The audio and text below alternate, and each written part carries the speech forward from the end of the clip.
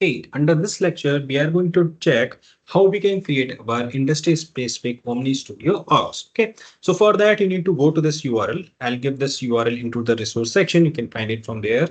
But here you need to go to this developer.salesforce.com/free-trials. Okay, and then if you scroll down, you will see you have 3 tabs. Go to the last one, industry-based, and then you will see all different industries orgs are available. Okay. One thing that you need to make sure, for example, if I open this communication free trial, and if you scroll down, just make sure Omni Studio is mentioned, because there are many industries where you can create a org, but those free org doesn't include Omni Studio. So just make sure your Omni Studio is enabled.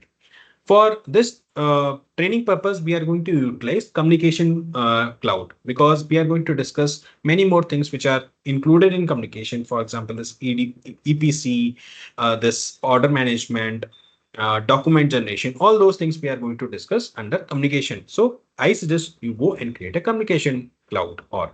Well, under this tab, you will see 3 options. One is for learning orgs. This is the recommended one. Why? Because most of the things Salesforce automatically create under that. Okay. But let's say if you are pro and you do not want anything to be created, then you go and select the second option. Third option is pre-release org. That means all the new releases that Salesforce enforce, those you will see under this. For example, the summer 25 release is already in force. So if you wanted to utilize the new orgs, sorry, the new releases, then go and select the third option. But I still recommend, if you're using it first time, go and select this learning org, because most of the things are already been configured here. You will see your data raptors, OmniScript, those are already configured there. So what you need to do is just click on the sign up and fill those basic details, and then click on start trial. The org generation will take around 30 minutes. Okay, it's not like a normal developer org, which will be created like within a couple of minutes.